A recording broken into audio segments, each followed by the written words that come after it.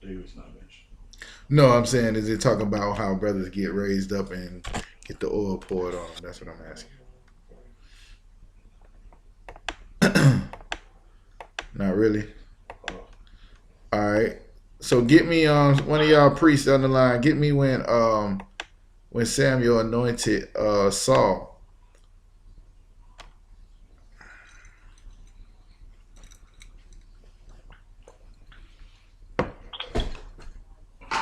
Did we even go into the other one? No. Medical. So you got one. You got one where they put the oil in your body for you to smell good. The other one is medical. Say for instance, you got some type of thing going on medically. The healing oils they'll place on your body. But this one that we talking about was the sacred thing. It's just no different than when they was talking about going to war or whatever the case may be, right? They would pour it on their shield. You would also do the same thing on a man that the Lord or the spirit of that God would be on them. You want the spirit of the Most High to be on them, you pour the oil on them. It's a figure of, you know what I'm saying, what you want to happen is symbolic. It's just like water baptism.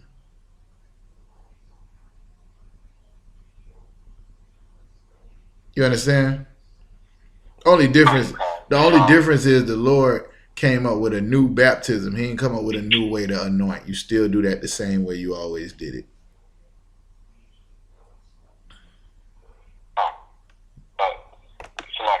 Go ahead. The reason that it kind of threw me off is just because, you know, like throughout when Saul was chasing David, you know, and all of the times that the Most High delivered Saul into David's hand, he would always say, you know, I would not, you know, raise my hand against, I'm paraphrasing, but he would not raise his hand against the Most High's anointed. So that's why I was trying to, you know, see if this. Well, when did the Lord take His spirit away from Saul, though?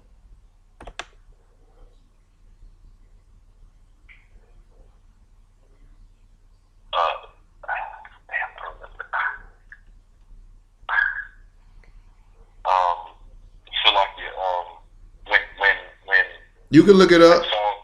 You can look it up. No, I want you to get it from me in the scriptures. The reason why I'm asking you that question, right, is because here's what happened. It's no different than right now to this day. Commander General YAHANNA will not speak ill of the men that raised him up in this truth, even though they not here. Right? They not here. He ain't saying nothing bad about them. He not going at them. He not trying to make himself seem like he better than them. He's taking the things that the men that were in this truth and the work that they was doing and all the things they put in and all the stuff that the Lord gave them, and he speaks on them like they are still the men of God because that's what he knew them as. It's no different. David come up under the king. Know what I'm saying? Saul was the king. Who knew he was going to get to the point where the Lord was going to take everything from him and give it to David? David's still going to feel like, you know, I came up under this. It's like you grow up, you know what I'm saying? You grow up under somebody, your daddy or your uncle, he's the man while you growing up. And then you grow up and become the man. It don't mean you got to like disrespect your uncle. You feel me? Because you the man now. That's what was going on with David. He had an opportunity to take him out, but he like, yo, this my fam, this my people. I grew up looking up to you. It's like, you know what I'm saying? It's like when Kobe Bryant got a chance to play Michael Jordan. You know what I'm saying? They was talking about one of the brothers in the finals who looked up to LeBron James. Now he playing against him. You know what I'm saying? You want to exceed with the man that came before you, but at the end of the day, it's not out of disrespect. It's just my time now. That's different. When the Lord was turning this thing over to David, nobody expected it to be David. That's what it's talking about in this thing. And that's where the priest had to pour the oil on them. Because listen, if nobody don't give you rank over me, I'm not giving you rank over me. If the Lord don't give you rank over me, I'm not giving it to you. You understand what I'm telling you? No? Yes? Huh? No, somebody, can you say that one more time? If the Lord don't give a man rank over me, I'm not going to give him rank over me. Come, come.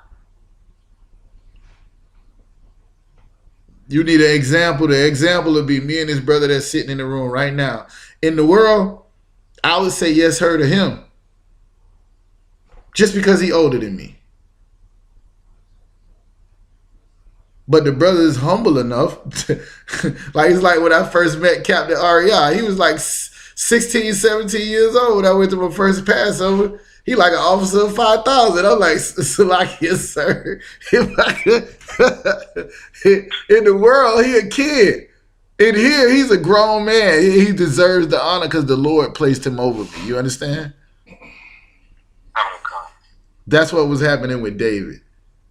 David had respect for them, like he was raised right. He respected his elders. He respected men he came up under.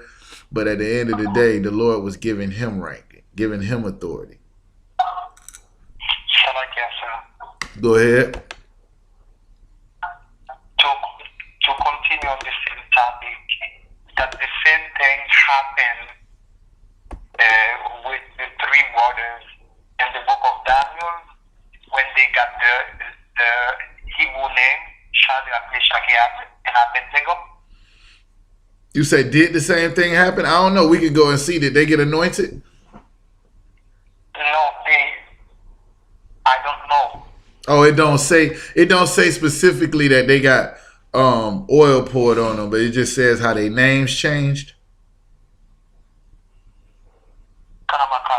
Okay. All right. So I mean, it's safe to assume that, but I can't teach it if it's not in the Bible. But it's safe to assume that, just like when we go in the Bible dictionary, right? It said that this is a common practice in the East. So even people who wasn't Israelites was doing it. So, 9 times out of 10, that's what happened. Somebody raised them up, whatever the case may be. Samuel was doing it.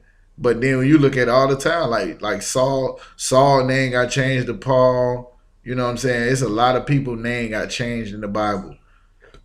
Jacob name got changed to Israel. Abram's name got changed to Abraham. So on and so forth. Right? All of them got raised up. Was there a priesthood in order to do it? If it don't say it in the Bible, we can only assume. Right? I can't teach it, but this was common Israelite practice, and to this day it's still happening. Brothers is coming in the truth, and the Lord is destroying the old man that they were. They're dying, and they're becoming a new man. Right? And the Lord is raising them up to be what he wants them to be and what they should have been out the womb had they not came up in a society that teaches us how to do everything against the Lord. So yeah, this is what was happening to David. David was out doing his thing. His daddy done brought every other son but him. And the Lord say, nah, this is the one. You raise him up. Right? No different than John the Baptist was doing his work, and the one that came after him was to be raised or be before or greater than him. It happens like that sometimes. But yeah, this is the same exact thing that's happening right now. Lord allow, you know what I'm saying? You get you some of that oil on your head real soon, all right?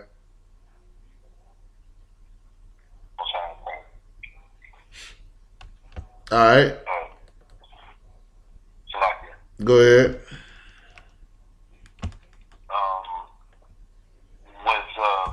I think it was in 1 Samuel 13 and 13 where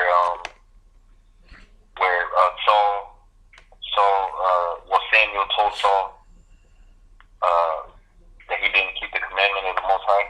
Okay, 1 Samuel 13 and 13. Now, did he say then that the Lord took his spirit from Paul? Does it say that in there? It says, but now, 14, it says, now thy kingdom shall not continue. The Most High hath sought him a man after his own heart, and the Most High hath commanded him to be a captain over his people, because thou hast not kept that which the Most High hath commanded thee. Okay, that ain't really what I was looking for. Go ahead. In 1 Samuel chapter 10, starting at verse 1, speak on just all.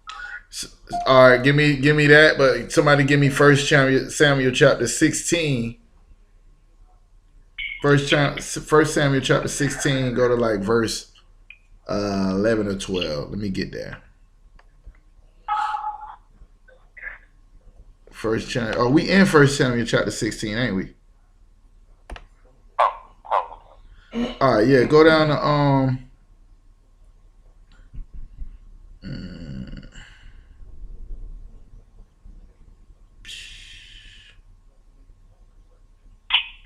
hold on.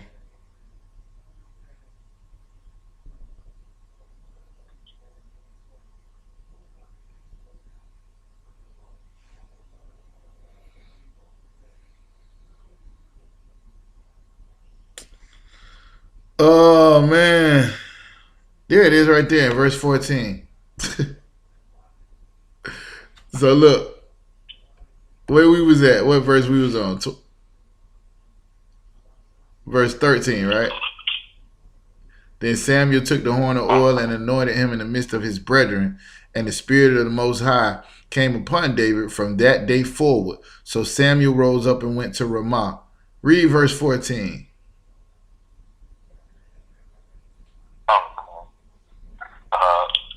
Verse 14.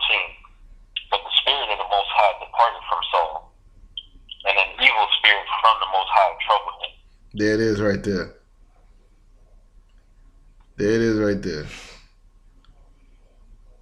So the Spirit of the Most High came off him, and the brother ended up with a demon on him.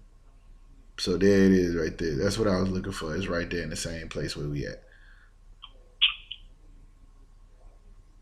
You got it though, right? Yeah. All right. Cool. All right, so let's go to Genesis chapter 1 real quick. Genesis chapter 1, the beginning of the Bible. This is before there was an Israelite. This was before there was Abraham. This was before there was Isaac. This was even before there was Adam. Wait a minute. Before there was Adam? Yes. This was before there was Adam. Right? Mariana, you on the line? All right. I'm going to have somebody read it. It's Genesis chapter 1 and verse...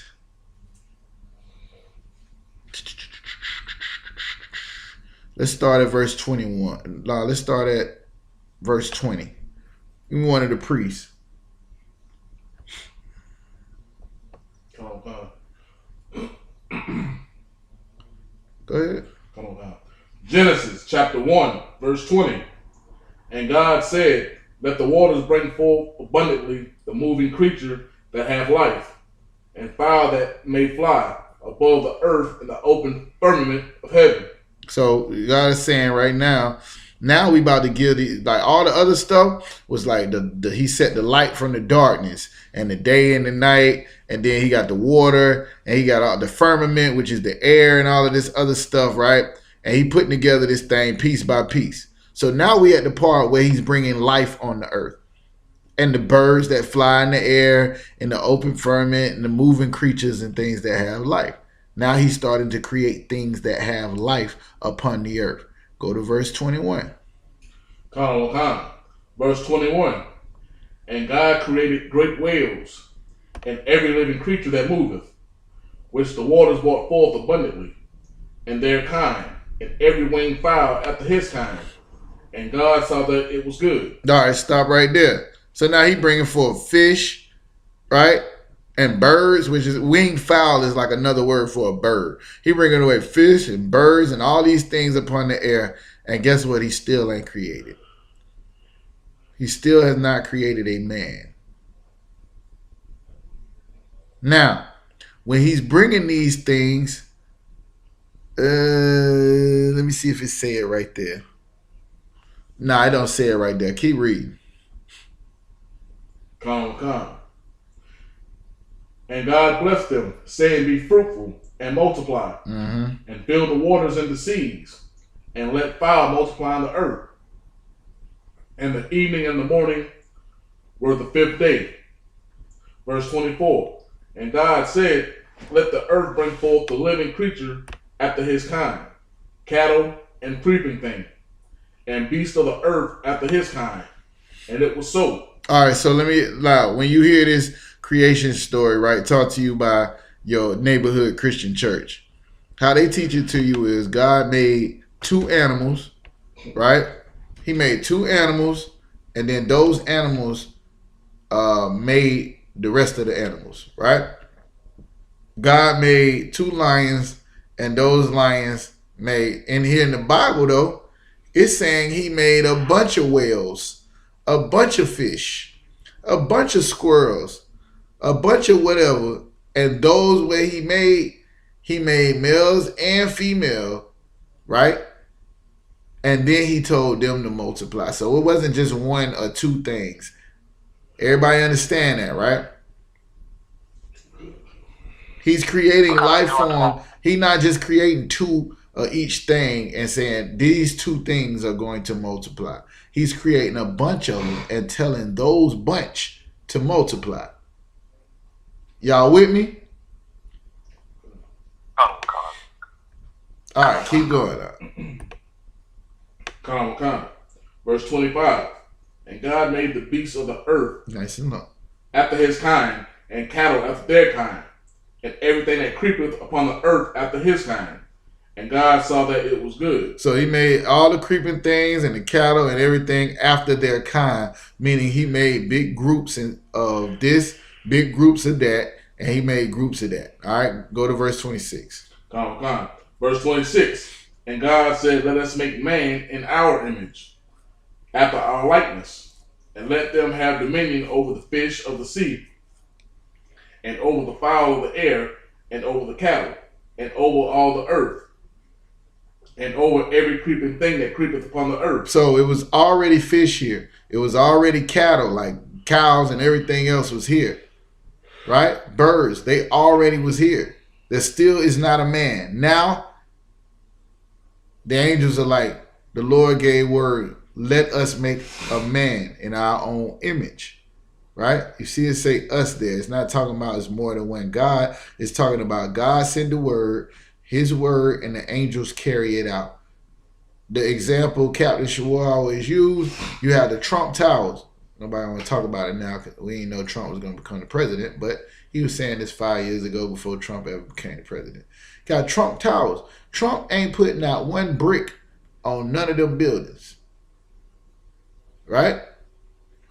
He gave the word, and those people that worked for him went out and did it. It's the same way with the Lord. The word of God went out forth. The angels made sure that this thing was good. The Lord come check it out, survey it, and he saw that it was good. That's what it say. Ended verse 25. And the Most High, and God saw that it was good. All right? Now, he's saying now he's going to make a man because all of these things he's done created on the earth, his cattle and all of that, somebody got to rule over this stuff. Go ahead to verse 27. Okay. Verse 27. So God created man in his own image. In the image of God created he him. Male and female created he them. Read that last part again. Male and female created he them. You hear that, sis? So the same way he created the fish and the birds and every living thing, the cattle and all of this, he didn't create just 2 at one time and then they had to replenish everything. He created a bunch of them. So in verse 27, now he's creating a man, right? And he's saying how he want them. And male and female, he created them. So he created more than 2. Adam and Eve was not the first people on earth. He created multiple. They don't tell us who the first man was, or the second man, or the second woman. It don't tell us none of that. So when you ask that question, like, I don't know the answer because it don't get a name. But the same way it says it was whales and it was fish and he created a bunch of them, is the same way he created a bunch of human beings at the time. All right? Now how you know that? Go ahead and verse 28. Verse 28. And God blessed them, and God said unto them, be fruitful and multiply. So these males and females that he made, he told them to begin to do the same thing like he told the whale and he told the fowl. Go ahead and replenish the earth with the group that I made of men and women. They're the ones who are going to replenish the earth. And if you keep reading, saying subdue it and have dominion over the fowl and all this is what their job was. Now that's Genesis chapter 1, right? Y'all turn over to Genesis chapter 2. Read verse 1. Genesis chapter 2, verse 1. Thus the heavens and the earth were finished. So now he finished. He finished creating the earth. The people is already here. The whales, the fowls in the air, all of this stuff is already here. Now he's finished. Keep going. And all the host of them. Mm-hmm. And on the seventh day, God ended his work, which he had made. And he rested on the seventh day from all his work which he made, which he had made. Okay, so stop right there. Now there is the seventh day, right? And the Lord is done. The earth is done. The animals is here. We got men and women on the earth, right? And then now it's the seventh day. He's resting because he's done. All right. Now, go down to verse 18. This is verse 2. Verse 18. Hold on. Let me see. Let me see where we at. Nope.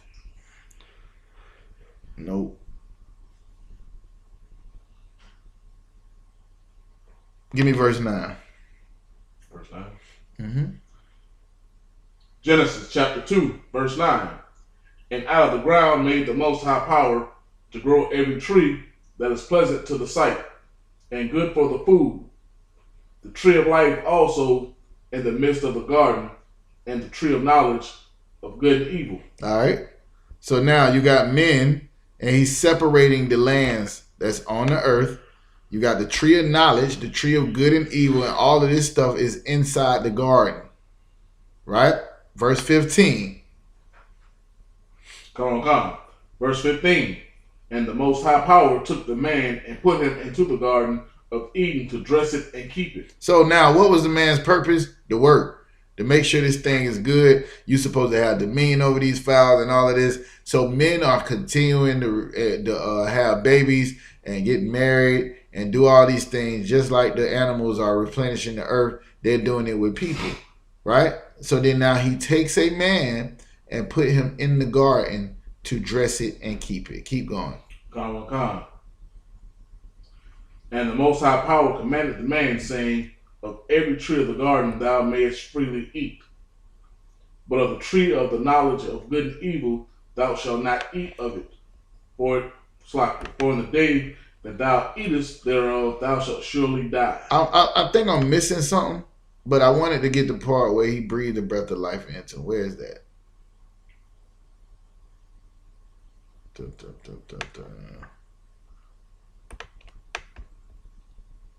Where is that at? That should be somewhere in here. Verse 7. That's verse 7. I thought I skipped over it. Go ahead and get that real quick. Genesis chapter 2, verse 7. And the Most High power formed man of the dust of the ground, and breathed into his nostrils the breath of life. Right. So now the men already was in Genesis 1. Men and women was created. Now he's pulling Adam and raising him up. He's anointing him with the breath of life. Somebody tell me what the breath of life is. Mariana, do you know?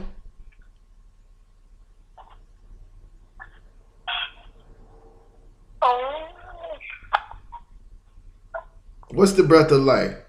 If he already alive, right? If they already created male and female, now he's pulling this brother out and breathing into this one brother the breath of life. What's that?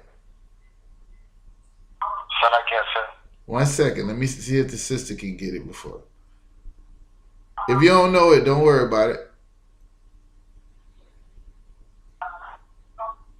I'm not sure. Oh, okay. All right. The only reason I asked because you be in class more than some of the troopers I got in the school, more than the officers. So I just thought you might know. All right.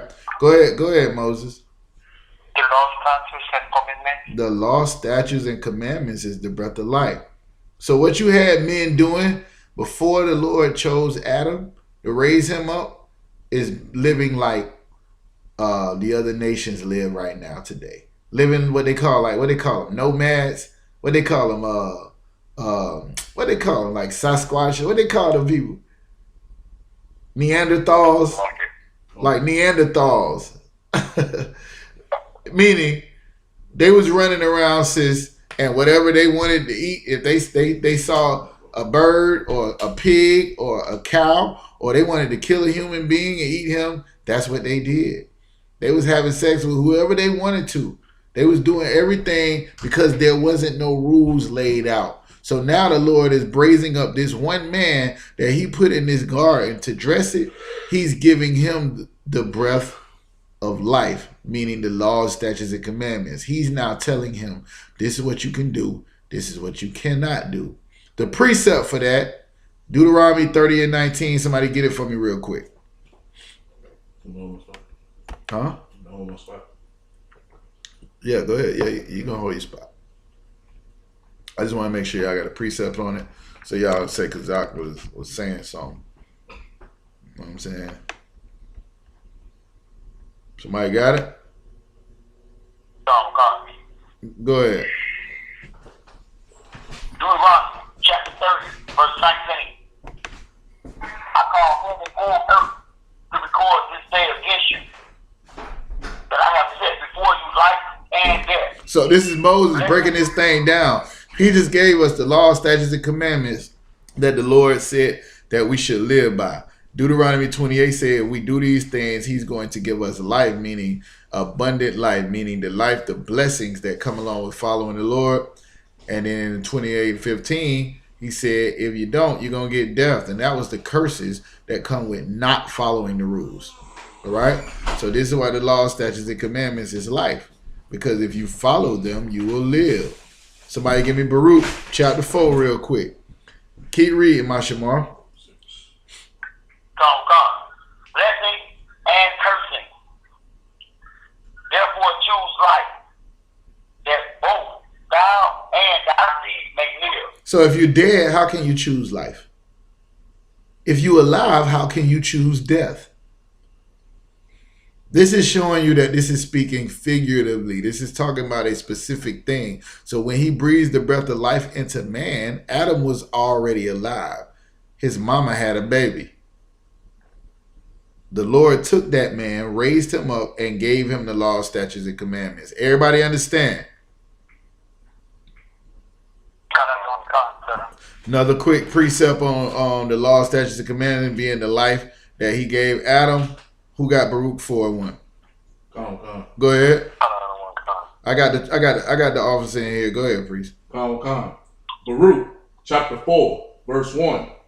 This is the book of the commandments of God, and the law that endureth forever. And the law that endure how long? Forever. Since Adam, this same law endures for how long? Forever. Thousands and thousands and thousands of years later, the same law is here. The same law that Adam had is the same law Noah had. It's the same law that the Lord gave Moses. It's the same law that David followed. The same law that YAHANNA followed. And the same law we follow this day. It's the same law. It stays forever. It ain't never going away. It ain't never going to be done away with. Keep going.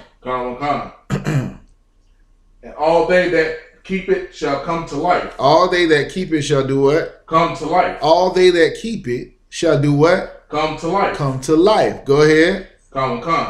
But such as leave it shall die. Such as leave it. Those people who do not follow this law, these statutes, these commandments that the Lord gave us shall die. Those are the two precepts that show you that the life he was talking about wasn't Adam, you know, being dead and the Lord breathing and bless the life and then he get up. No, this man was already alive, but he wasn't living. The Lord told him how to live by giving him orders to follow, by giving him structure, giving him things he can do and things he cannot do. All right? Sis, you got it? You got that part? Okay. All right, everybody else understand it as well? So this was Adam, huh? Somebody said something? Go ahead. Shalom, man. I just wanted to make sure that Ezekiel 37 don't got nothing to do with this about the valley of the dry bones. Yes, absolutely. Okay.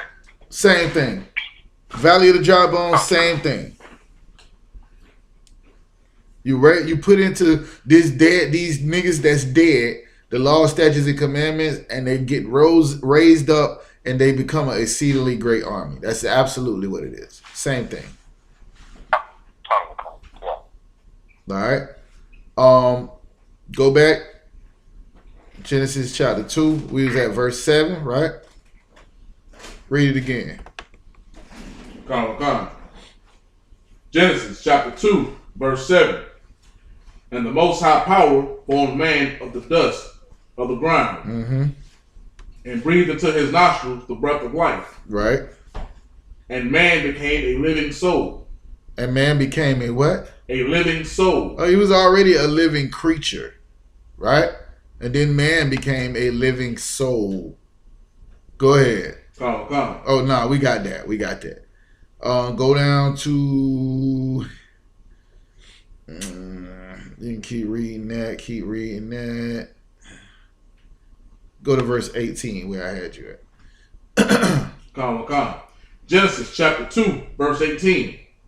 And the Most High Power said, it is not good that the man should be alone. I will make him a helpmeet for him. Now, a lot of people think that say helpmate. You say, I will make him a helpmeet. What does that mean? It's an old English word that means suitable. That means correct. That means appropriate. Right? Everybody understands. So the Lord said it's not good for this man to be in the truth, doing this work, doing what I'm having. I done pulled him over. Now he knows the rules that I done laid out. Now think about it. He didn't give the entire world these rules. The Lord never gave everybody on earth the rules to follow. He never told everybody on earth to follow these rules. Even then, it was other people on the planet before Adam. He pulled him up and gave him, this is how you live and this is how you don't live. This is what you're going to do that's going to kill you or cause you to die. This is what you're going to do that you're going to live a nice, long, healthy life. Go ahead. Even though it was before Jacob, is it safe to say Adam was an Israelite? No. You can't say that because you can't even say Abraham was an Israelite. Right? It's a precept I get for you that'll help you. You could say that Adam was the Lord's chosen people first, before he chose Israel. Before that, he chose, you know what I'm saying? He chose Noah after Adam. Destroyed everybody else, and Noah was chose, right? Then you had Ham, Shem, and Japheth. He chose Shem out of them brothers. He chose Abraham. Abraham left his family. He chose him. Abraham had, I believe, 11 sons. He only chose Isaac out of him. Right? Isaac had Jacob and Esau. He only chose. So Adam was the first time that the Lord chose a family or a lineage in the earth. Oh, God. But you can't call him an Israelite because Israel comes from Adam, not the other way around. That's why I asked, because, the scripture said, I've shown the word in well, he had not dealt so with any other nation. That's why I asked. Yeah. He ain't dealt so with any other nation. At this time with Adam, he had not dealt so with any other man. Oh, God. We wasn't even a nation yet. Remember, he told Abraham, we wasn't even a nation then. Nations shall come out of thy womb, or what he told Sarah, right? You're going to be the father of nations, the mother of nations. So this before he even did it. He already had set how he do it. I'm going to choose this. I'm not going to choose that. Oh, all right? Go ahead.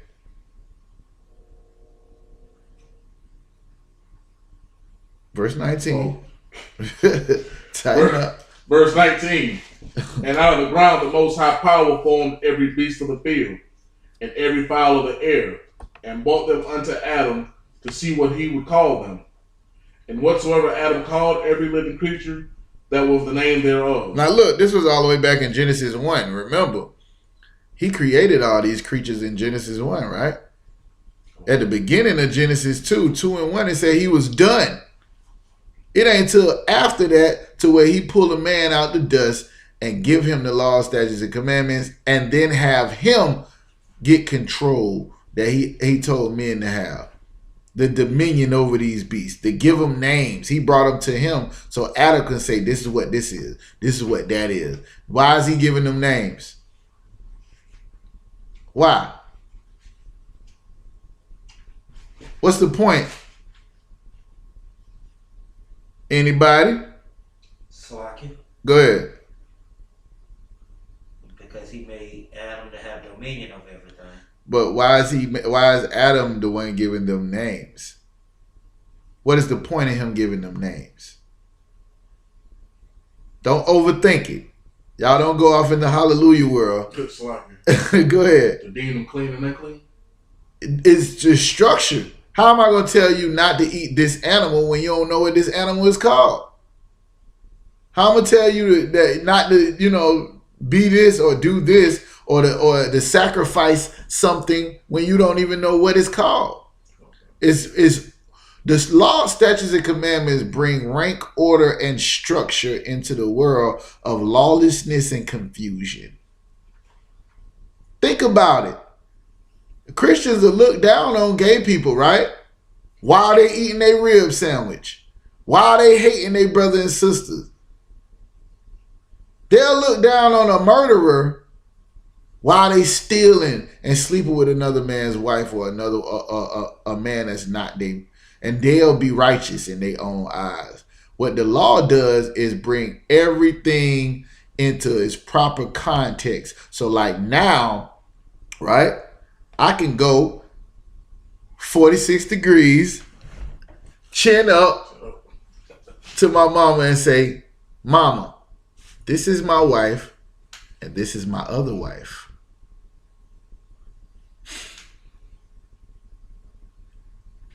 Why am I not wrong?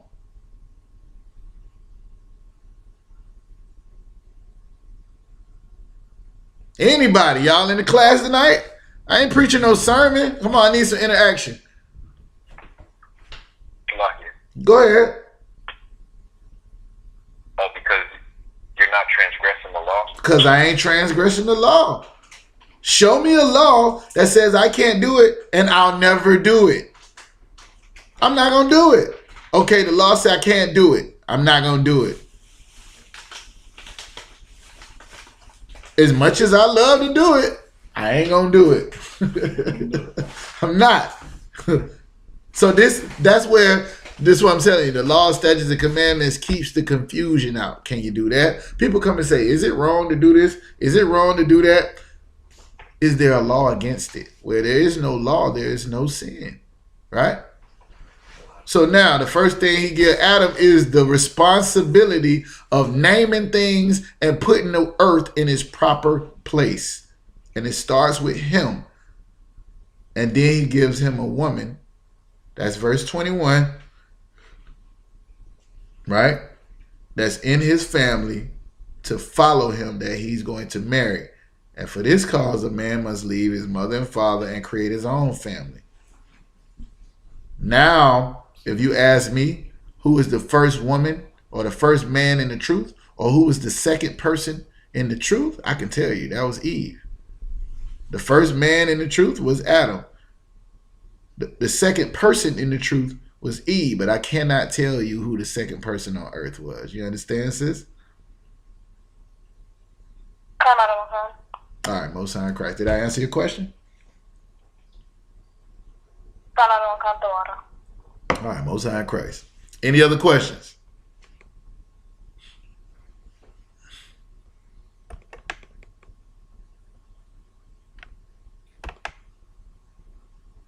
All right. No other questions? Like it. Go ahead. I just wanted to know,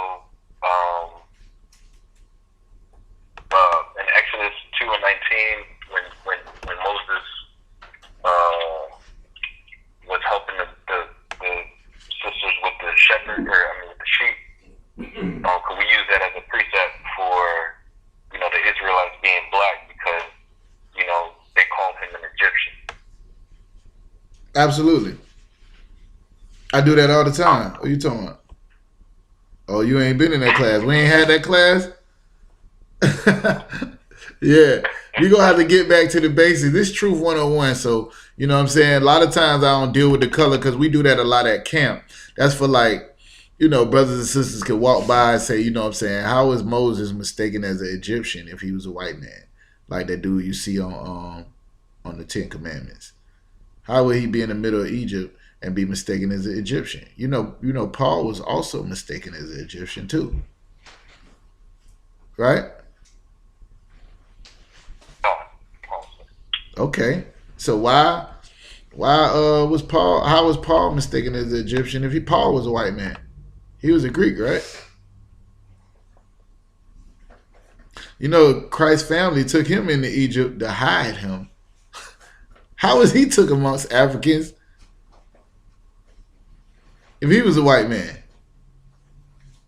Yeah, that's a class. I got a class on that. It's Color 101. Of course, the other joints where it calls one of the brothers in Acts 13. His name was Niger. You also, got where Solomon said, "I am black," and different things like that. We bring those a lot at camp to give people their identity back, but I don't really go into detail. If y'all do need that, I got precepts that's on that. But yeah, that definitely is a precept to prove that Moses was a dark-skinned brother. All right, any other questions?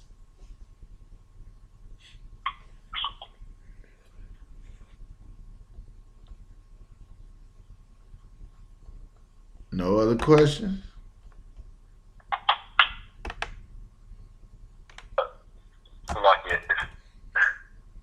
Go ahead, man. If nobody else got any questions. Ain't nobody got no questions out. This show, you do it. Listen.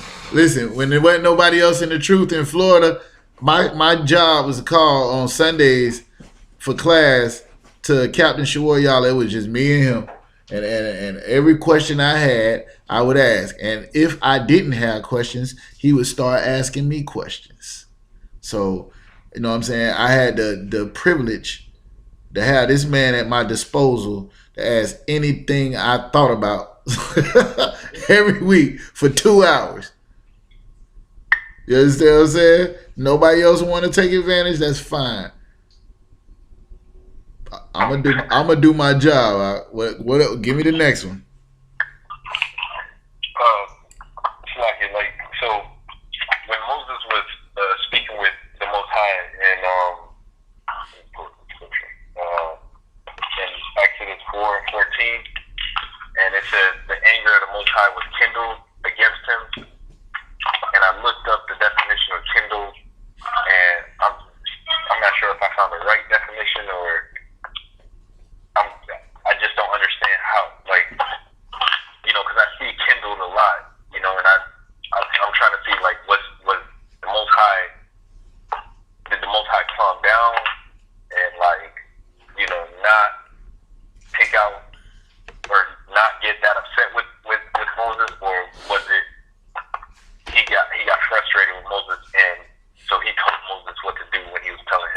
What's the scripture you talking about? Exodus 4:14. Let me get there real quick.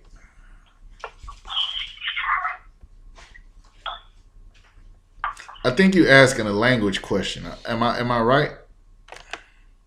Con. All right. I'm not an I see it expert. a lot. You know, I see the Kindle. Huh? No, I see Kindle like in the Most High word anger. You said Exodus? Again. Con. Exodus 4, chapter 4, verse 14. All right. Let me get there real quick.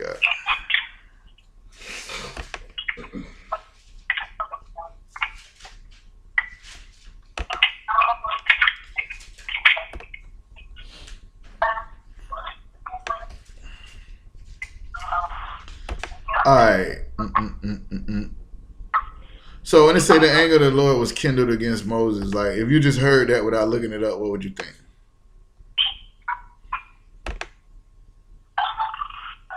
Well, at first, like when I just looked at it, I just thought like he didn't get upset. Like he was upset, but then he calmed down off of it. Have you ever heard the term somebody say like you kindled a fire? I mean, I heard it, but I never knew what it meant. You know. Anybody know what that means when they say kindle a fire? Slocky. Go ahead. It's just You gotta speak loud. slocky. Yeah. I mean, it's like basically saying you've done the things. No, not that. That's not what I'm asking. Let me read. When somebody say you're going to kindle a fire, what are you going to do? You want to answer that? Come. Go ahead. You're gonna make me angry. No. Sense. No. Sir. Go ahead. Oh God, to start a fire or to start up a fire? To start up a fire. How? How do you kindle a fire? Oh God, like Now this before a big lighter. This before lighter fluid. This before all that. How would you kindle a fire? Go ahead. 2 sticks. You rub 2 sticks together, right? You rub something together. In other words, you cause some type of friction until you start a fire. When you look at that word kindle, right?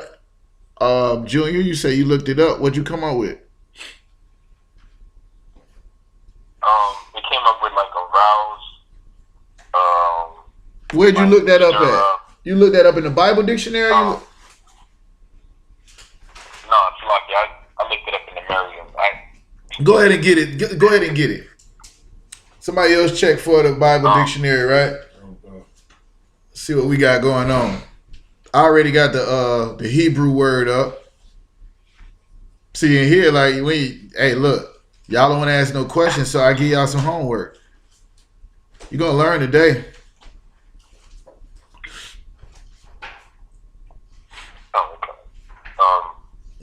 I got it in the Merriam. Since nobody else want to study, all that's gonna help Junior study and become better. He gonna be a scholar. Who got it? Somebody got it? Give it to me in the Merriam-Webster definition now. To set on fire. To do what? Burning. To set on fire. Start burning. To stir up, arouse. Stir up. Arouse. That's all? The last one is just illuminate or glow. All right. Is it in the Donovan Bible Dictionary or not? It could be in the compact. There's words that's in yours that's not in the compact and vice versa. No, it's not in there? It's like I don't see it in the All right, no sweat. The lexicon, this is Strong's H2734, is Korah. right? Kara, which is a fire name. Somebody might be getting in the truth. So if you ain't got your name, just know it came from Junior's question. Right? Kara. Anyways, outline of biblical usage. To be hot, furious, burn, become angry, be kindled. This is what Rakam was talking about, right? That's one of them. A, to burn, to kindle, to be angry with, be incensed. Incensed like what? Set on fire? To burn, to kindle, to heat oneself in vexation. So this word right here is specifically talking about anger.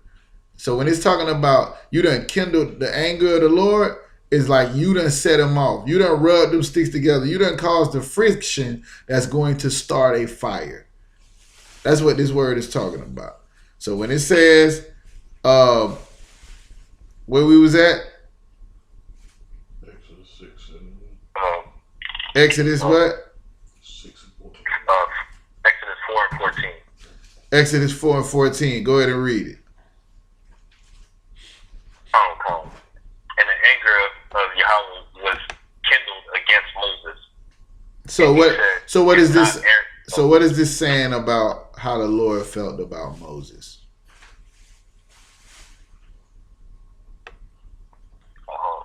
That he was frustrated. Give me a better word. Like, he was pissed off. Give me a better one. You there? You saying all the right stuff.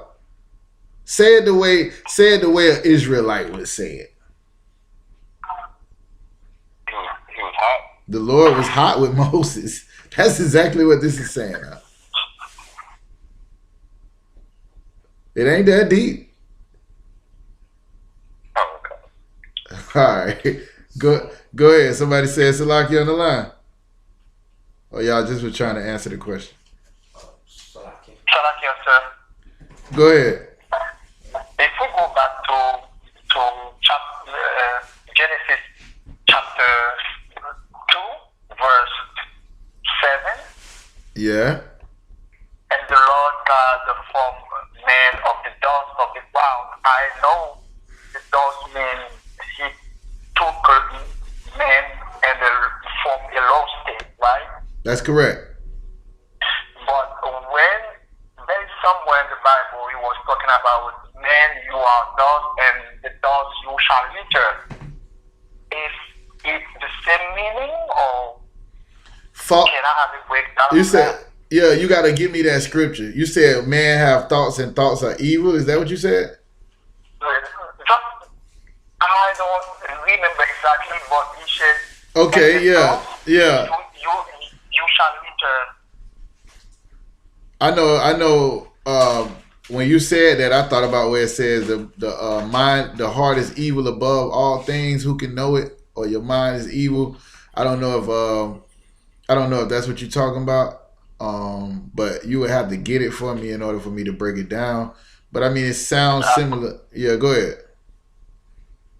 Yes, I don't remember exactly the verse, but Yeah, if you could paraphrase it a little better, maybe we could find it. okay. So I can know whether or not to say that it's saying the same thing. But what it's saying right here is a man was in a lower state, meaning, yeah, okay, you got life, right? Meaning like you alive, right? But you don't have no type of government, you don't have no type of rules, you don't have nothing. A man was in lawlessness. That's why I used the Neanderthal. I used the Bigfoot.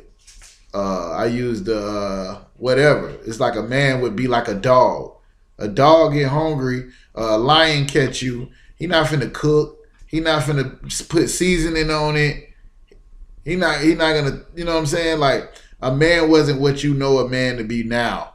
We the salt of the earth. Now we coming up with all these gadgets, and Esau just take them and use them and take it to the next level, and he patting them and like they his ideas and everything like that. No, that's not what it is. They didn't live like that. They didn't live like that. We was running around, whatever you want. You know what I'm saying? You know how a dog will hump your leg? He just got to get it off. Like it ain't no law. Thou shalt not hump my master's leg. It ain't there. And that's how people in the world live. They just got to get it, whether it's a man, a boy, a little girl, somebody else, wife, somebody else, you know what I'm saying? Somebody who ain't your husband. They just got to get it off. Right? That's the lowest state. We still living like that now. Those people who don't have the breath of life breathed in their nostrils, which is what he gave Adam, which is the same thing we try to give brothers in the truth. You understand? Trying to make you be born again so you can do like Adam and become a living soul. Is what it says in verse 7. All right, did I ask for a precept for anything? All the questions was answered. Junior, did I answer your question? All right. All right. Thought Shaw, you on the line up?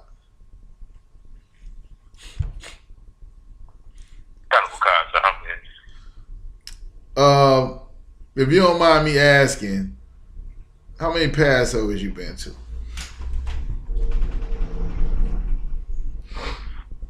I think this is about to be my fourth one. All right, so we going on 4 Passovers, right? This year, which was last year was 2020, would have been 4. This would have been 5, right? So it's 5 years down there you've been in the truth. Okay, yeah. So it would have been 5 years. All right. So now, that being said, who is Martin Luther King?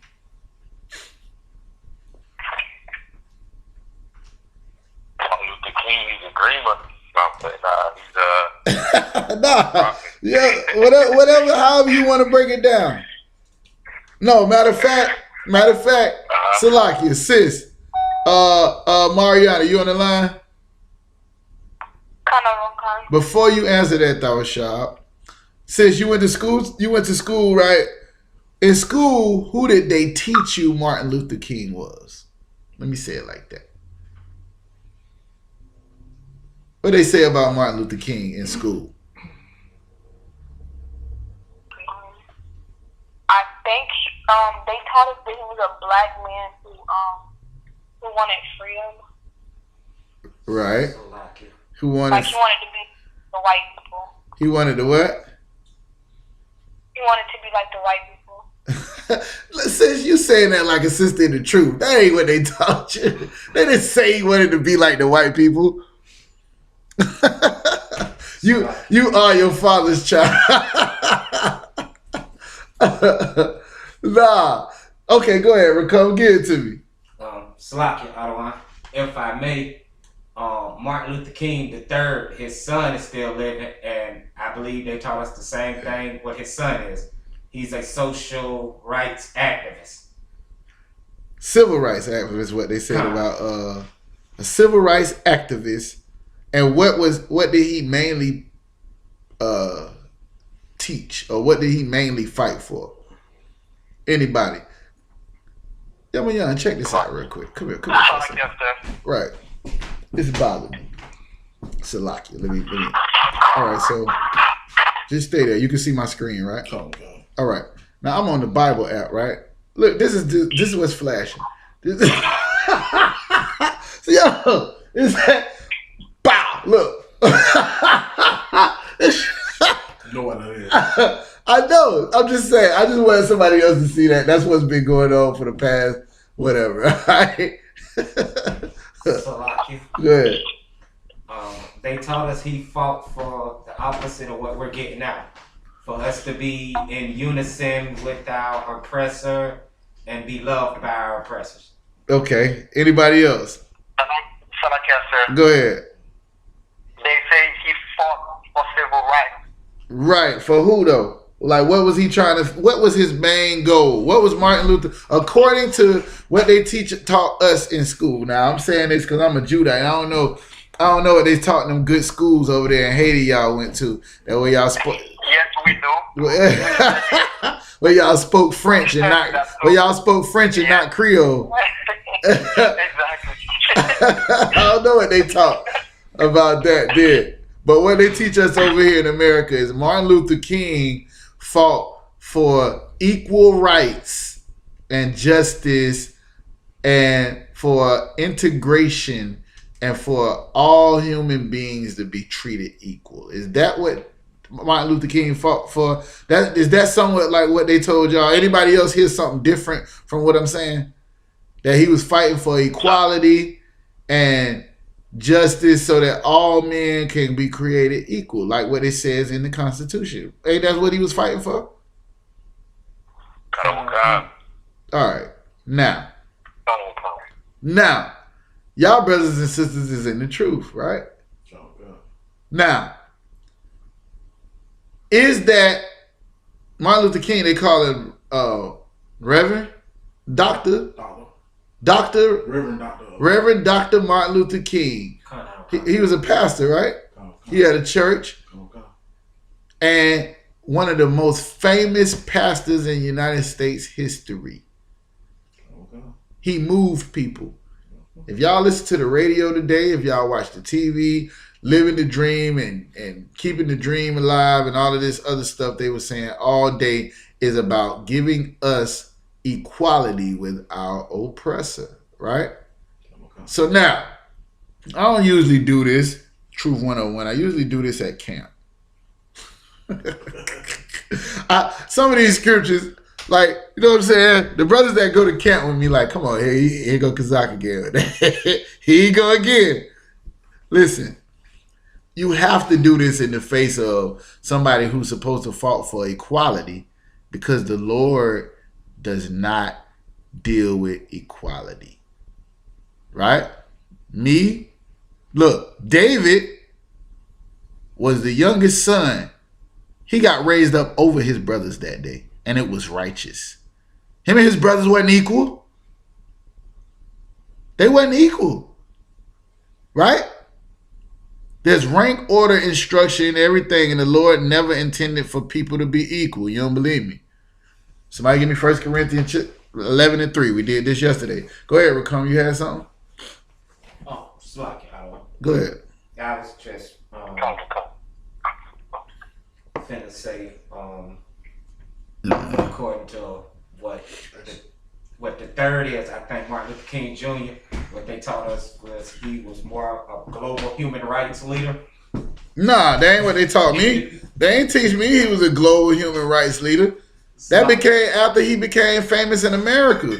They talk about civil rights in America. He fought for the boycott because they had people sitting in the back of the bus. He fought for black people that was getting killed in the streets by white cops. He fought for black people that was getting dog sprayed on. Getting what they call them, dog sicked on them, and getting sprayed with water, fire hydrants, and all of this other stuff.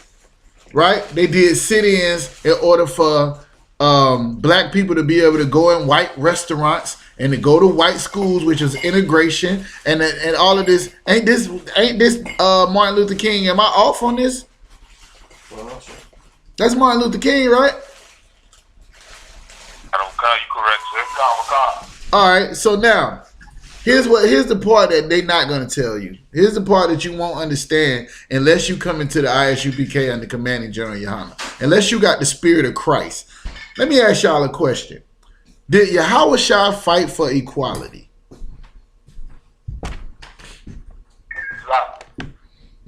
Not you, priest.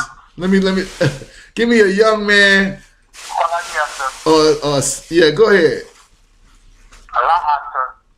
How do we know that?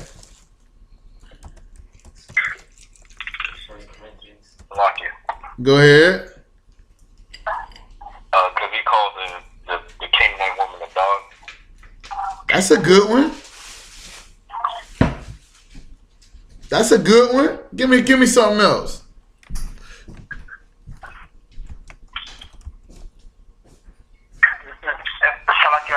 Go ahead. He showed his word into he has not done so with any other nation. But that wasn't talking about Christ. That was talking about the Most High. Now, we know the Most High is not about equality. I was just starting with Jesus. I'm saying it like that on purpose. I was starting with Jesus. Jesus Christ. Was Jesus Christ about equality? Was Martin Luther King a follower of Jesus Christ? Somebody give me Matthew chapter 10, verse 5. I'm throwing this all out there because, I want y'all to really get an idea. You know what I'm saying? You're probably going to hear a lot of stuff. Like, we could go through the history of Martin Luther King, right? This Truth 101. What I want y'all to understand, like, in the truth, our job and our mission is to follow our king, right? Hold on 1 second. Oh, you got it? Go ahead, Moses. You had something? Yes, sir. I was gonna say Dr. Martin Luther King. He was about equality for all people, but Jesus Christ said he came to save his people. There we go. There we go. That's exactly what I'm saying. Martin Luther King was about equal rights for all people. He wanted people to be equal. This is what Jesus Christ said. Go ahead and read it up. Matthew chapter 10, verse 5. These 12 YAHANNA sent forth and commanded them, saying, go not into the way of the Gentiles. Go not? Why he don't want to say them people? How he just gonna say not to go to them? He just gonna let them die. He ain't gonna give them no laws. He ain't got no love for them. Go not? How you just gonna leave them out there? It's like me picking up Yama Yan, right? He got a dude with him, and I just say, like, no, I ain't here for you. I'm here for Yama Yan. Ain't that wrong? Ain't he supposed to pick up everybody?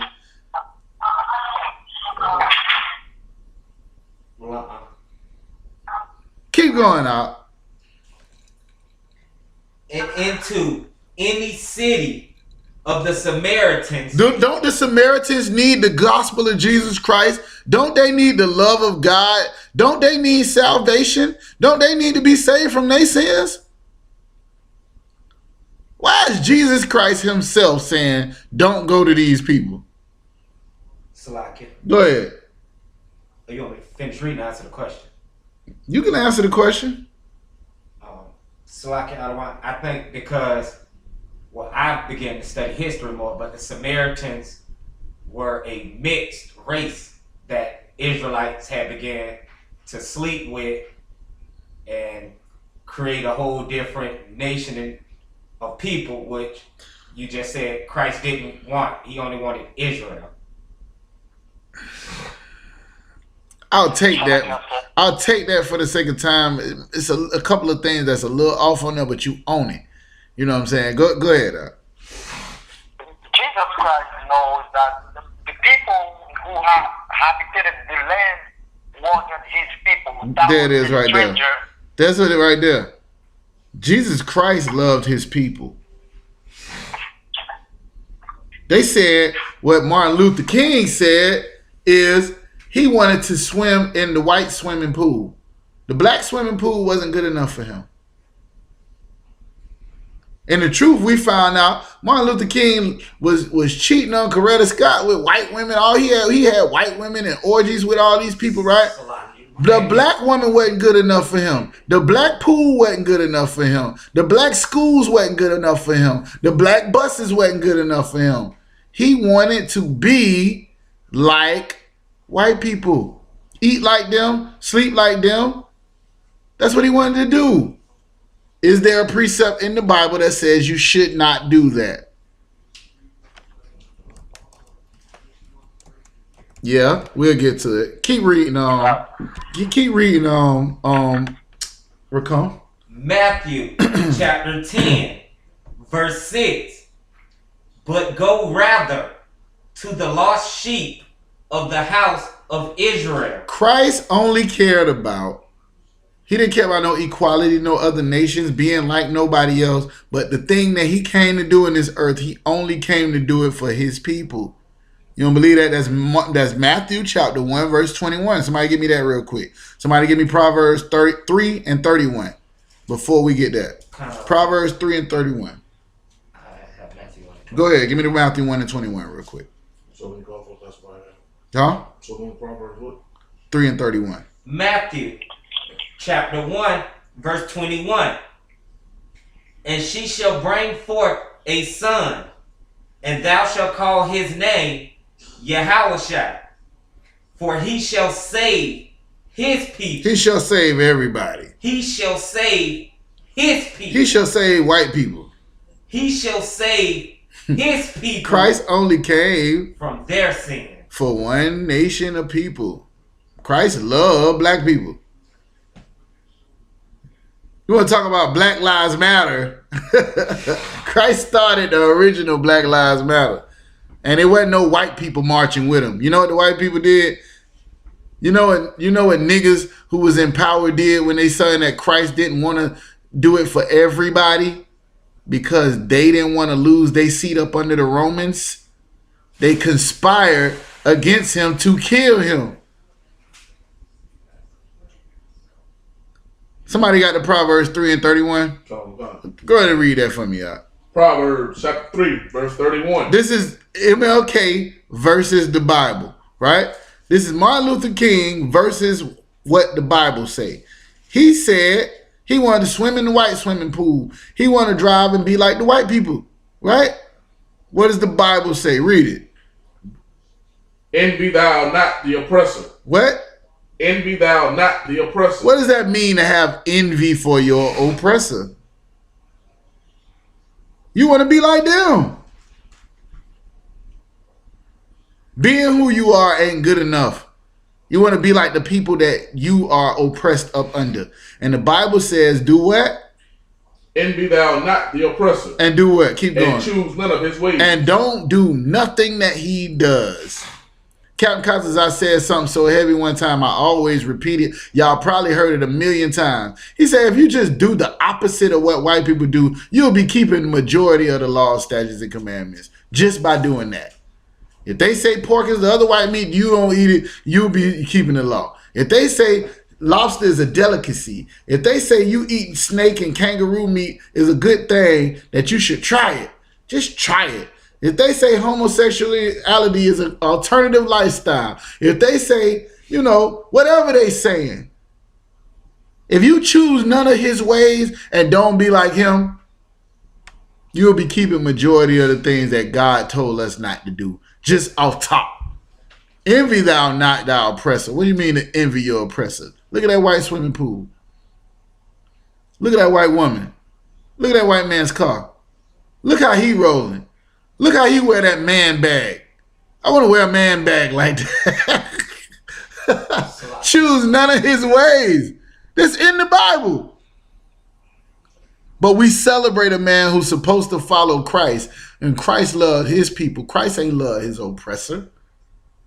Go ahead, So I was just going to ask, could I add Psalms 37 and 1 along with that precept so y'all got it? Oh, you want to help me? You want to help me do my job? Go ahead. Go ahead, I'm with you when you're right. Now, it better be right. Go ahead, read it. Psalms chapter 37, verse 1. Fret not thyself because of evildoers, neither be thou envious against the workers of iniquity. All right, that's close. That's close, but I would say that our oppressor ain't working iniquity because the law, statutes, and commandments was never given to him. You know what I'm saying? He ain't doing evil, neither can he do good. He just a person that the Lord is using for whatever purpose he got him on the earth for. Only us can do good and evil. Why? Go ahead. Because only the children of Israel were given the law, statutes. Only Adam was given the breath of life. Everybody else was running around eating zebras. They was eating jerk zebra back in the days. The Lord ain't told him nothing.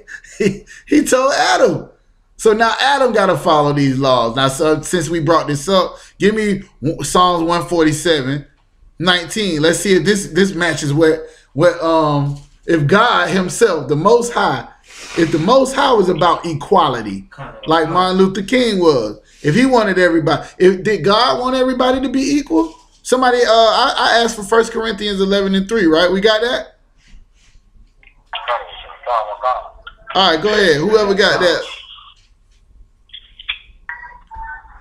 1 Corinthians chapter 11, verse 3. But I would have you know that the head of every man is Christ. So is Christ equal with me? Am I equal with Christ? So how in the world me and this man gonna be not equal? How can he say how he better than me? We supposed to be equal, right? All men are created equal is what the Constitution say. This is what Martin Luther King was fighting for. So how you gonna tell me Christ is above me? Ain't we supposed to be equal? Keep going, Up. And the head of the woman is the man. Hold on, that's sexist right there. That's sexism. How you gonna say the head of every woman is the man? Ain't men and women supposed to be equal? Everybody supposed to be equal. It ain't no rank, order, and structure in this world, right? Keep going. The head of the woman is the man. And the head of the woman is the man. Keep going. And the head of Christ is God. And the head of Christ is God. So even Christ got somebody he got to answer to, right? Ain't rank, order, instruction, and everything that you do. The Lord was all about that. He chose a nation over another nation. He chose a man over another man. He chose a people over another people. He chose a tribe over another tribe. The Lord was never about equality. Christ was never about equality. And every year, who they claim the greatest black man to walk in America is against the greatest black man to really walk the earth, who is Jesus Christ, or who is Yahweh Shah Mashiach. They don't walk together. They ain't doing the same thing. Somebody give me the other precept I asked for. Go ahead. Psalms chapter 147, verse 19. Yeah, I'll get some milk tonight. Come on, let's get it. He showeth his word unto Jacob. To everybody. Unto Jacob. Who is Jacob? Jacob is the progenitors of the next name you're going to hear. Keep going. His statutes and his judgments unto Israel. Jacob's name was changed to Israel. It's separating the two, so you know that it's talking about this same man, this same people, the group of people that came from this man's lineage, the tribe that came from him. The Lord only showed his words and his statutes and his judgments to one people on the earth. Now, if everybody was equal, why he didn't show it to everybody? Salakia. Keep going. He have not dealt so with any nation. Why God doing them people like that? Why God doing them people? God ain't even about equality. He ain't dealt so with no other people. He ain't give them the law. Why when he pulled Adam up out of, he ain't just like abracadabra and every man on earth had the law, statutes, and commandments and knew what they and went to named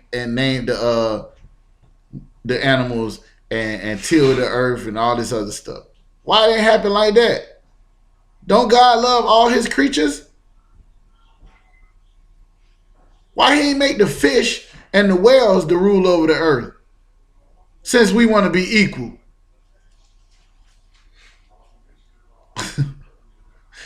Y'all see, at some point, I know y'all gonna understand like the idiocracy and what we talking about.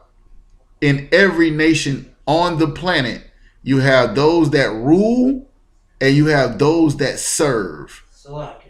Those that rule and those that serve. That's what it is. It's rank, order, and structure. Somebody give me First Peter chapter 2, verse 17.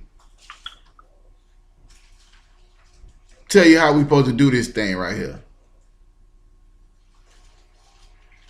Don't envy your oppressor. Don't try to be equal with people that you better than.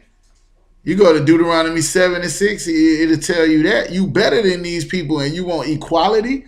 You fight for them. Go ahead, Doc. Okay. 1 Peter chapter 2, verse 17. Honor all men. Honor what? Honor all men. There go Martin Luther King in the Bible right there. We found him. Honor all men. Y'all see that? Y'all see that? The Bible says honor all men. Somebody break it down to me. Make it a little less Christian. Honor all men. What does that mean? Love. Go ahead. God is love. He loves everybody. That's what that means? Since God is love, love everybody. Honor all men. That's what that means? Y'all with me? Brothers say la. That's not what that means? What does that mean? Honor all men. Y'all quiet. Y'all ain't know this was in the Bible? Y'all a hate group. Teaching hate, and this is in the Bible. It say honor all men. Go ahead, Marsha Moore. With your hating self. Go ahead. I'll just messing with y'all. Go ahead. Love thy neighbor. Nah, that's not what this means. Honor all men. What does that mean? Let me give y'all a precept to help y'all understand what this means. Right? In whatever capacity the people you dealing with is in, you give them that respect. Right? Jeremiah Hyman once taught, you know what I'm saying, you got brothers and, you know what I'm saying, say you get pulled over by the police in here. You know you ain't did nothing wrong if you really in the truth, because we don't break laws. We don't break the Lord's laws. We don't break Esau's laws, right? You could be, y'all gonna have to pardon me for a minute, right? But I want to make sure y'all understand what I'm saying. You can get pulled over by the police and be like, Salaki, oh, pussy ass cracker, you gonna pull me over, bop. You could be that. You could do that. You could be him all day if that's who you want to be, right? Hear what I'm saying? Realize that this devil has your life in his hands while you doing that. Right? You can go to school and tell the people what you is. You can go to your slavery and tell your boss or your manager or whatever what you gonna do and what you not gonna do. Right? But you have to deal with these people regardless. Scriptures say, if at all possible, live peaceably with all men. This is what it's talking about. Whatever capacity you run across somebody in, you deal with them accordingly. Right? To know that this wasn't talking about loving our neighbor, like the brother said, read the next part of it.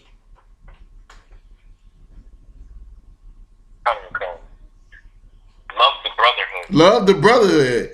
This is the part about loving our neighbor. You deal with other nations, you deal with everybody accordingly. Honor all men. You give people that honor that's due to them, right? But love your brothers. Love your people. Love your nation. It don't say love all men. Y'all see that, right? It say love the brotherhood. Keep going. Fear God. What does that mean to fear God? That should be easy. This Truth 101. What does that mean to fear God? Be obedient to the law, statutes, and commandments. Brother said be obedient to the brother said be obedient to the law, statutes, and commandments. Anybody disagree with that? All right. So honor all men, give everybody they respect for what capacity they hold. Remember, the scripture said those who resist the ordinances, I'm trying to paraphrase it. Resist the ordinances of God, or whatever the case may be. Basically, those people right now, the Lord got you up under this devil. Give him the honor that he due for having the authority over you. You the one slipped up. The Lord wanted you to rule over him.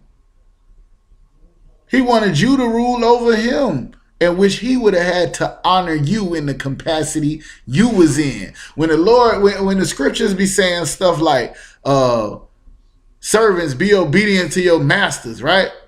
People be like, yeah, see, that's how you know this is a white man's book. Because it's telling the slaves to be obedient. But they never thought about the fact that we were supposed to be the masters in the damn scripture.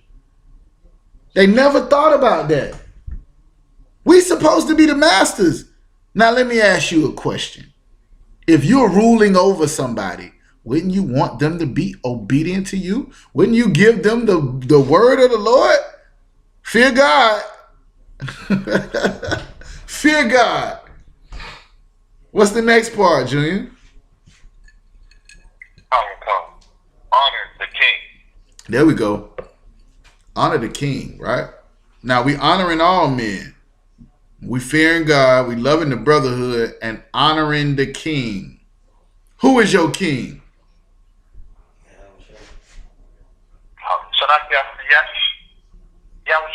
YAHANNA. Who is your king? YAHANNA. Honor the king. Let me ask y'all a question. Matthew 1:21 says, and she shall have a son, and they should call his name Jesus, and he shall save his people. Right? Christ himself said, I'm not sent but to the lost sheep of the house of Israel. The Most High did not give his law, statutes, and commandments to any other nation. He showed them to Judah. He showed them. Now, so when Martin Luther King is preaching that, all that little white boys and little white girls and little black boys and little white girls gonna hold hands, is he honoring my king, Yahushua? Is he teaching the same thing that our king taught? Is he following our Savior, the man who gave his life for the brotherhood? Is that what he's doing? Is that opposite? Go ahead. That's the complete opposite of that. Absolutely. That's what the brother said. That's right here in the class with me. He doing the opposite. So why in the world do you think he's celebrated in the way that he is? Anybody know? Go ahead. Because he taught Negroes how to be good Negroes. The brother said because he taught Negroes how to be good Negroes. Oh, you got something else? Go ahead. Hold on one second. Hold on 1 second, brother on the phone. I want to let the trooper in here. Go ahead. I was just thinking about the precept you kept saying in Deuteronomy. He's doing it. Is that opposite of Deuteronomy 4 and Deuteronomy 7? What? Deuteronomy 4 and 5. Behold, I have taught you statutes. Oh, yeah. We ain't got to go through that. He's doing the exact opposite of what the Lord said. The Lord brought the children of Israel out. He raised them up above all nations on the face of the earth. That's what he said. You better than them. And he teaching you to try to be equal, to fight for them to be humane or civil with you.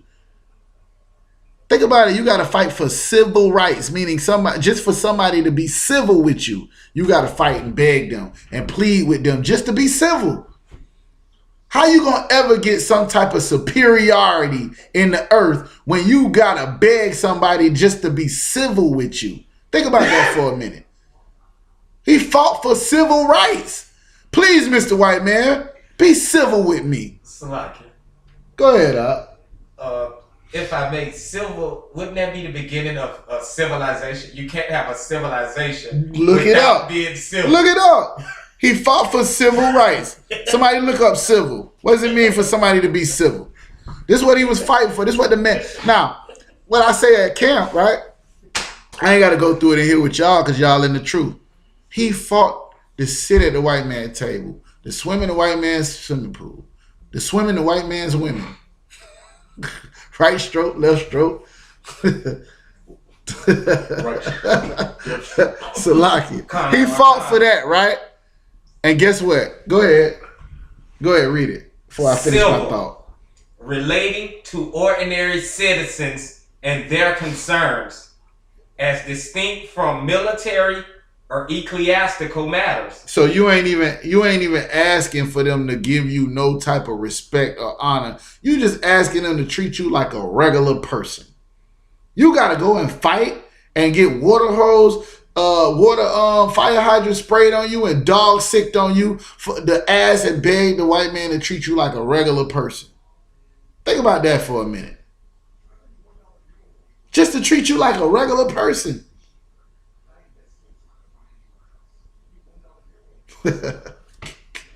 Yeah. Listen, show you my king. Somebody give me Luke 19:27. We're gonna hold that one. All that fighting he did, right? It was told, Martin Luther King said, who the hell he said it to? Harry Belafonte? Harry Belafonte, that he felt that he was leading his people or segregating his people into a burning house. He was integrating his people into a burning house. This is the words of the Reverend Dr. Martin Luther the King. You ain't never. Go ahead. The ones that don't know the real truth, that the nigga even changed his name. Oh yeah, we ain't got. Listen, that's on every. Like right now, the general's probably saying the same thing. I don't know if y'all do this, but after BLACKWATCH go off on Monday nights, I go back and watch General Muhammad's class that he has right now. You know what I'm saying? I'm loyal to Florida, the Florida school, and building that up. So I'm gonna be here with y'all doing one-on-one.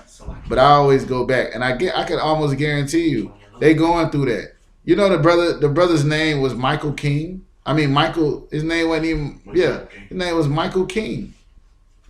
No. It was Michael King. He changed it to Martin Luther. Yeah, he changed his name to Martin Luther. His name wasn't even Martin Luther. He didn't even legally change it. It's Michael King.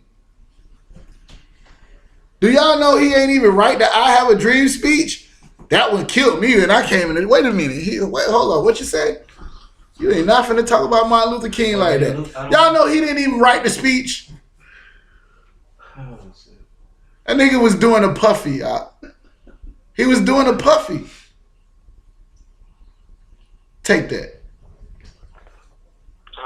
Go ahead. Yeah, he was Milli Vanilli in the joint. He was lip sync battle. He was Salakia. That would hurt me for a minute too. Like, come on, man. Y'all, I thought like, man, y'all niggas in the truth just go too far, bro. Now y'all saying the man ain't even, but this is recorded.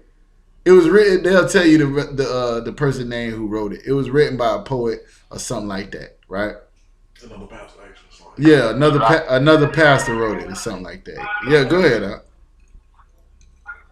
was some Hamite. Right. He named,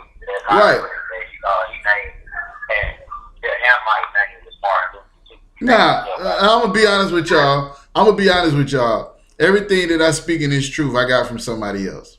I ain't made up nothing. I ain't came up with nothing.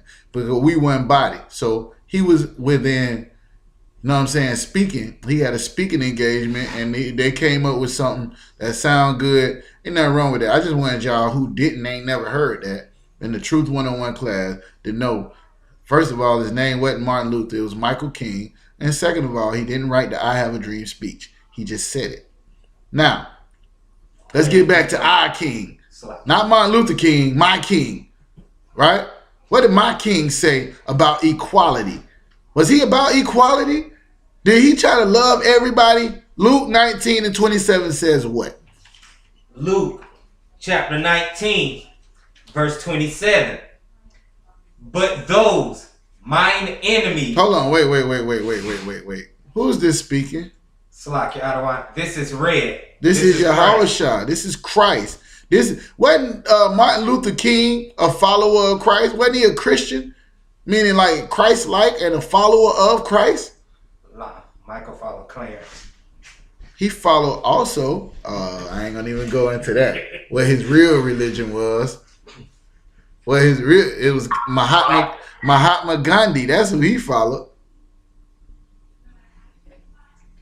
Y'all can look these things up. I ain't gonna I ain't gonna even give it to y'all like that. That's not my point and purpose tonight. I just want to know if Martin Luther King, the Reverend Dr. Martin Luther King, was following Christ and was the stuff he was teaching in the Bible. Well, this is Christ. What did Christ say? Read it. But those mine enemies, which would not that I should reign over them. So those my enemies who don't want me to rule over them. Wait a minute. I thought we supposed to be equal. I thought we just trying to be civil. We just want them to be civil with us, right? If you really following your king, you want to reign over them. That's what my king said. Now, we just read the scripture. It says, honor the king. How do I show honor to my king? I do what he did. I be like I operate in the same mind and spirit he was in. My enemies who don't want me to reign over them, what did Jesus say? Bring hither. Bring them here. And slay them before me. Is Jesus talking about killing people? Con out of my con. No, wait a minute. Not my Jesus. Talking about killing people? Jesus talking about killing people. And slay them before me. Y'all niggas in a cult. Y'all niggas in a cult. Them niggas had the gall to sit there and say Jesus was talking about killing people. Read it again. Tell them where you at. Luke chapter 19. That's in the New Testament. Verse 27. This is written in red. But those mine enemies, which would not that I should reign over them. Was Christ talking about equality or just having them be civil with them? No. I'm going to rule and reign over I want supremacy. If Martin Luther King would have fought for black supremacy, we'd be good. We would even throw out the fact that he liked white women. We would throw out the fact that he ain't right to speech. We would throw out the fact, we would throw all that out if he fought for supremacy like my king, like my Jesus. Keep reading out. Bring hither. Bring them here. And slay them. And kill them. And chop their head off. And listen, we ain't got room for no weakness. Christ was not weak. Christ was not soft. Christ wasn't fighting for nobody to be civil with him. Christ fought for what he told his disciples. When I come into my kingdom, you're going to have 12 thrones ruling over the children of Israel. And guess what the children of Israel are going to be ruling over? All the other nations. This is what the Bible is talking about. The Bible ain't talking about no equality. The Bible don't line up with what Martin Luther King was teaching. Martin Luther King was teaching a dream that they want you to continue to try to fight for and to think about while they ruling over you. What do you think they bombing going in the Capitol building for? What do you think they doing that for? The right to rule over you.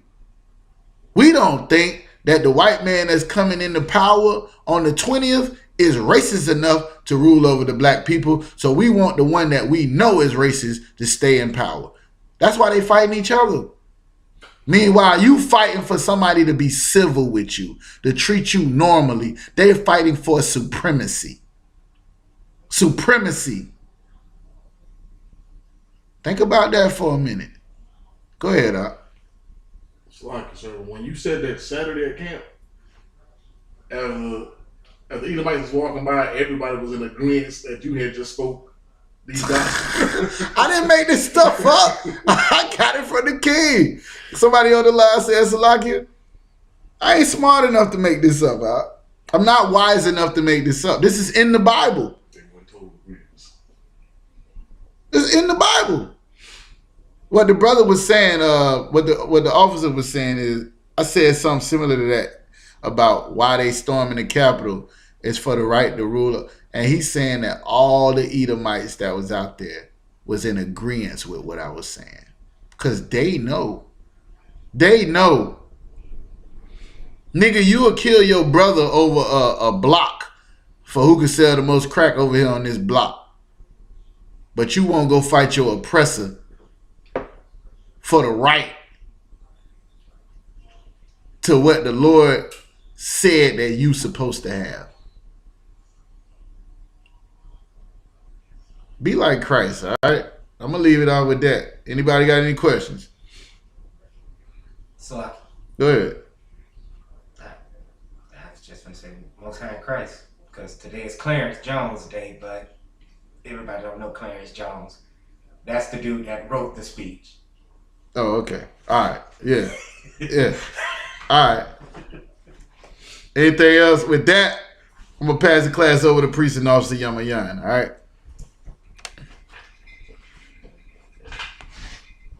Come. Water. We're the I.S.U.P.K. started on 1 West 125th Street, Harlem, New York. We've been out Truth the Bible since 1969. We're currently under Commander General YAHANNA. We are not affiliated with any other Hebrew Israelite group whatsoever. I.S.U.P.K. security announcements. When a new brother or sister comes into the school, they are off limits for 6 months. They are to be saluted only. They are here to share